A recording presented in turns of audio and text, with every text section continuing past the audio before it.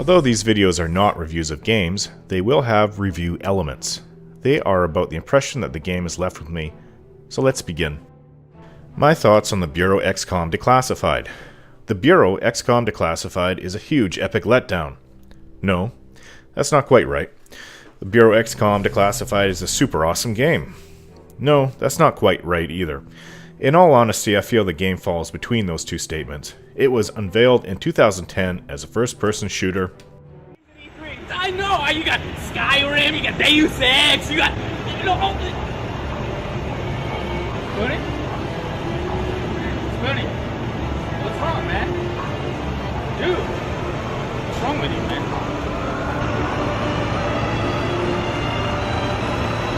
Betray!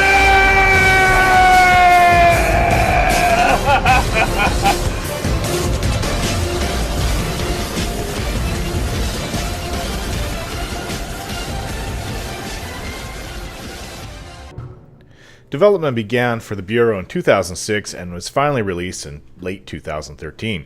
It also had 3 different studios take over development, and it had changed names several times, but it always kept the XCOM name in there somewhere. For those in the know about the video game industry, this is not a good sign even before you get a chance to try the game. Just take the result of the 15-year development for Duke Nukem Forever. This was the second game I had a chance to do a Let's Play of, and lo and behold, it has the lowest number of views of any game outside of live-action trailer videos that I pieced together into one video.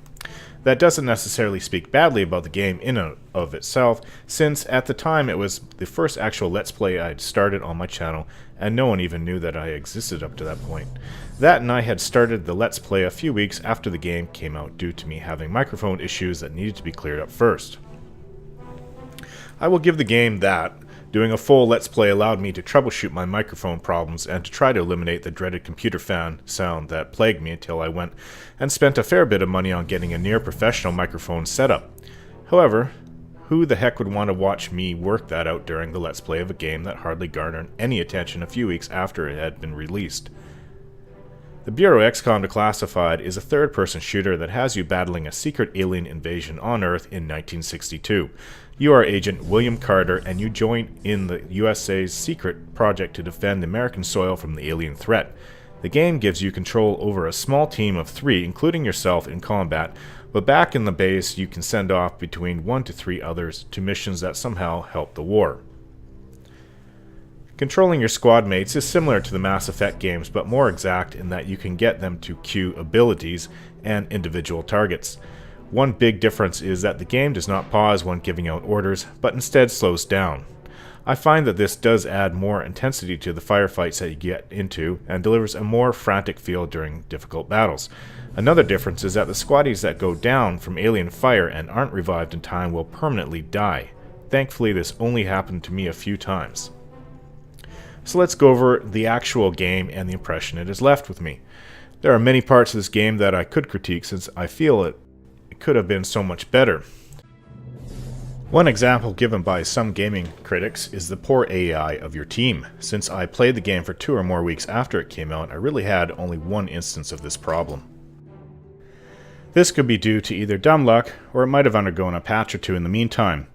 In general, I found the AI of the squad mates, when left alone, to be competent, though not brilliant. You do have to babysit them during the more intense fights. The heck? I don't know what's going on. What is he doing over there? Dude. Just no. Oh, I'm down. Crap, man. Well, if I die, I die. Help here! Idiot. Help him on it!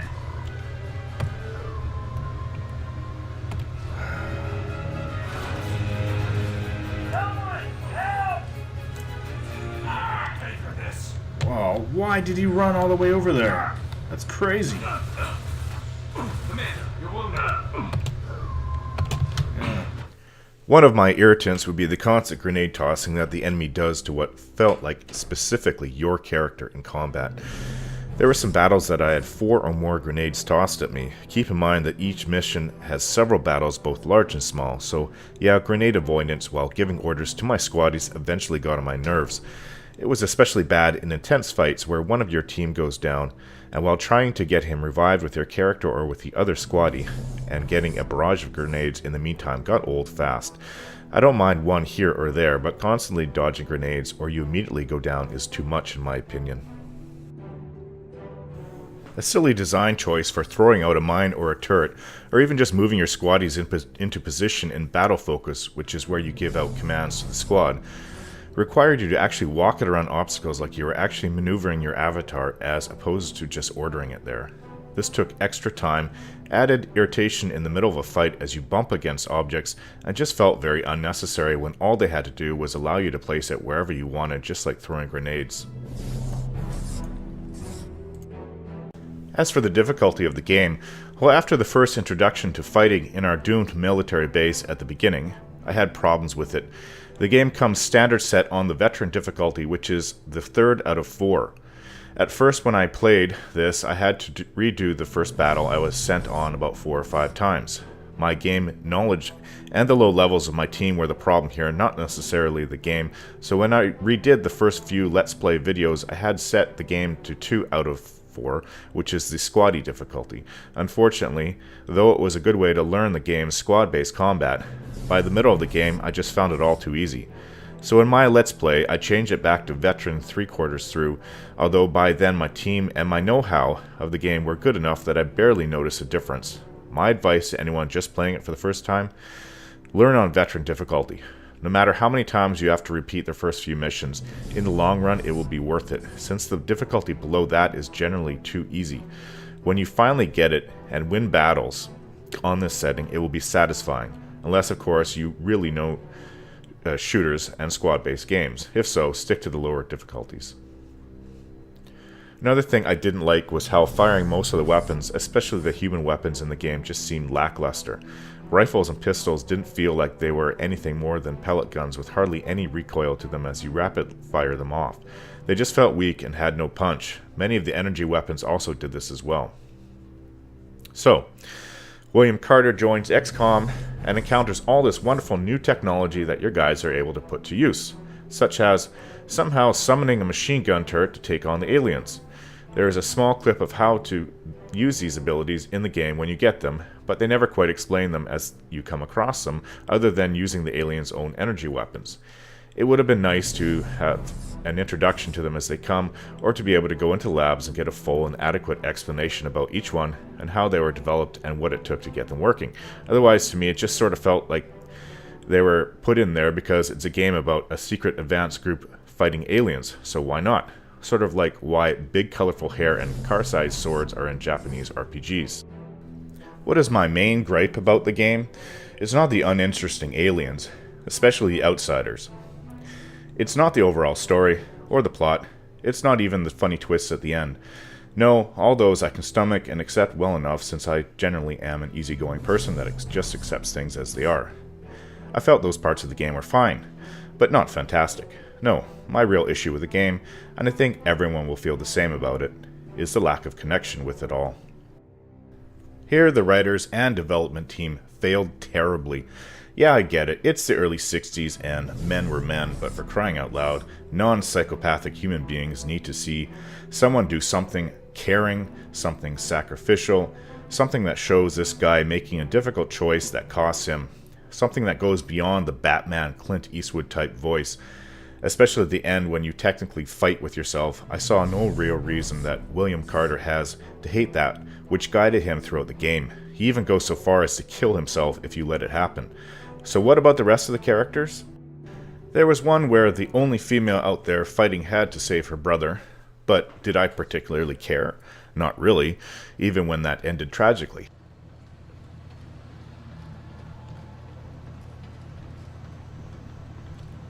Who is he, Angela? His name was Pete. Your brother? Yes. Axis took him from me. I came here to take him back. Is he still in there? I don't know. The bastards are still using him. William Carter does have a background, and this is shown within the first couple of minutes of the game.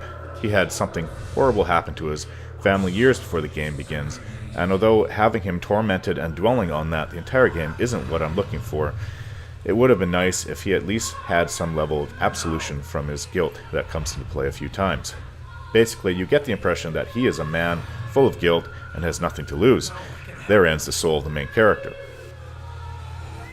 Ironically, I felt more attached to Nico da Silva, who is a member of the XCOM team, who does make the ultimate sacrifice for humanity. Oddly enough, you can choose to have him remain alive and understudy after he is too far gone, infected, to know what is going on around him, but the game tended to not follow up on this. Instead, you get confusing remarks from others saying he is dead, and at other times, you specifically see him in the base and being studied by scientists. I can see we'll be fast friends, you and I. Glad to hear it. My supply of friends got cut a bit short lately. That all, Da Silva? For now, sure. You have any questions, just ask. Another point to be made about him is that he is in fact the only gay character in the Bureau. The reason I know this is from two clues. One from one of the developers who said there would be a gay character in the game, and from reading Nico da Silva's background, which doesn't outright say he is gay, but it does say something to the effect about his lifestyle being unpopular. Yeah, it's the 60s and coming out of the closet was extremely dangerous back then. However, if you didn't know there was a gay character in the game, you'd just never know Da Silva was gay, if you didn't read between the lines.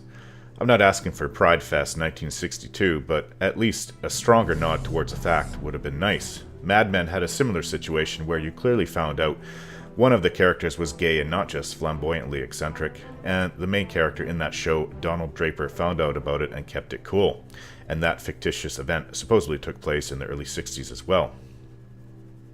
I'm not sure what could be done about the lack of connections between the characters in the game, but I know as a writer myself, you not only need to put the main character's background under more scrutiny and have more resolve, but you need to show some humanizing acts done on their part in the game that draws you closer to them.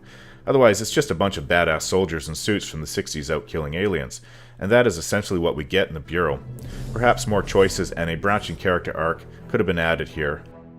One only needs to look at games like Mass Effect to see how to draw you in, to not only like the persona of your avatar, but others on your team as well. There is a fair bit of time to be spent in the base, talking to people, listening to audio clips, reading notes, going to the shooting range, or just exploring, although none of this felt particularly worthwhile or rewarding when it came to anyone who wasn't one of the main characters. Now, on to the things about the game I did like. I didn't find the combat that bad. Actually, I regret not playing on the higher difficulty as mentioned earlier for most of my Let's Play. My thought at the time was that people don't want to see me retrying the same thing over and over. However, I do notice that many Let's Plays do have an element of this. It's only funny sometimes to see the Let's Player react to this kind of thing, though it does have its limits. At times, I greatly enjoy the squad-based tactical combat. I think it was done fairly well, and the AI only gave me a problem once. This, unlike the AI in the Mass Effect games that still years later routinely give you problems if you don't babysit them. It's also very possible that my experience playing those games and others such as Baldurs Gate and Dragon Age a lot in my time have taught me to deal with babysitting and giving out constant orders as their cooldowns pop up. It looks clear. Carter, watch out. Multiple hostiles incoming. Jeez.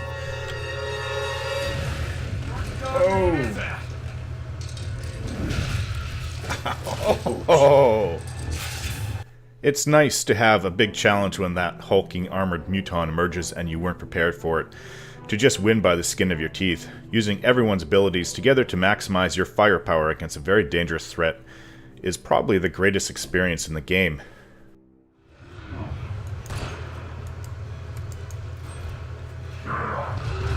Just take it. Okay, that's not good. Can I lift him? Lifting! Keep fire on that thing! Stalled him. Take it out! Get my sights!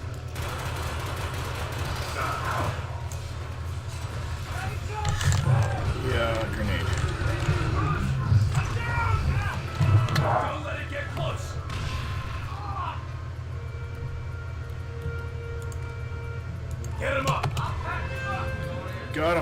You also get to read about the missions before you go on them, and you get a nice map of the United States, the red parts of the areas taken by the alien threat.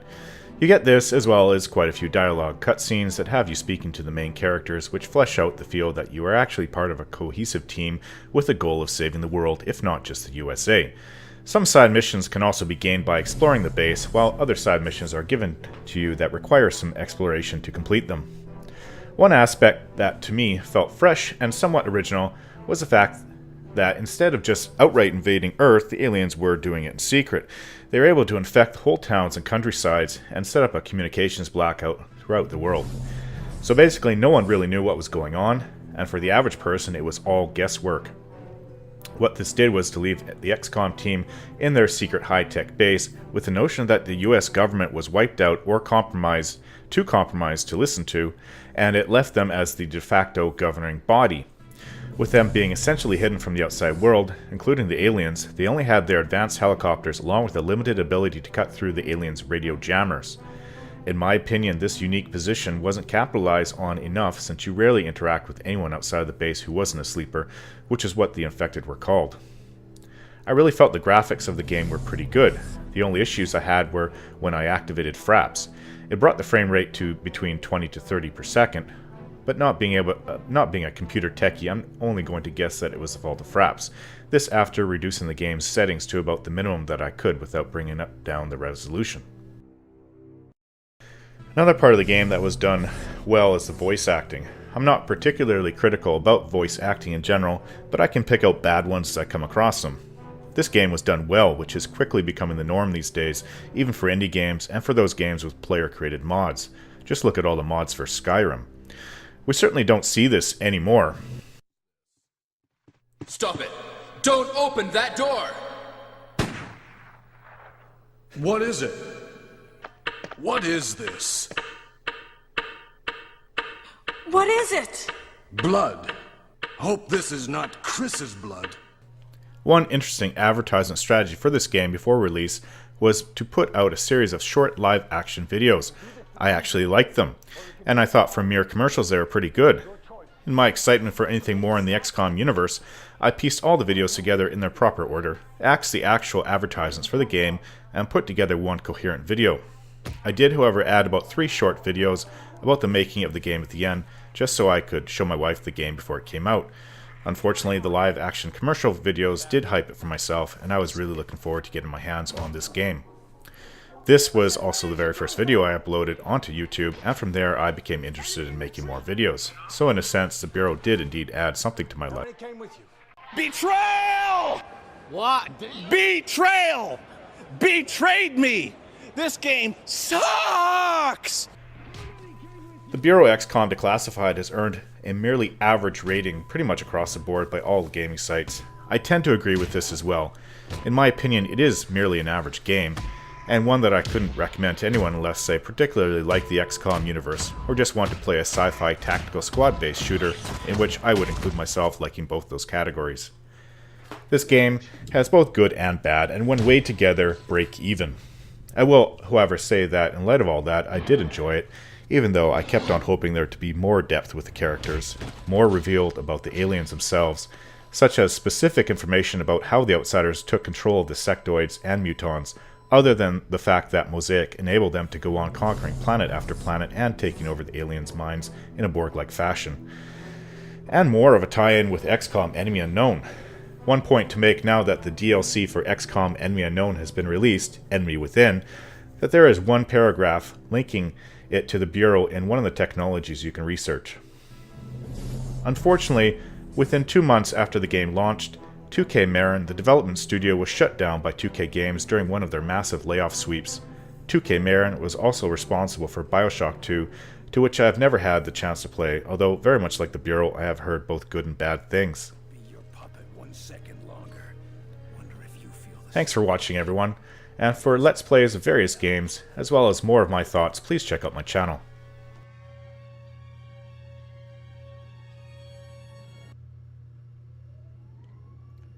Press enter to eject. I can't move anywhere.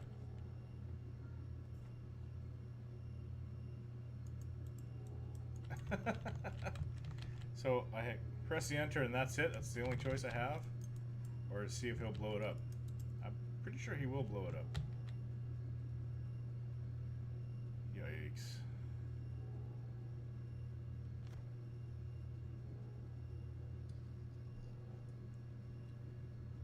Let's see what happens. Say goodnight, Gracie.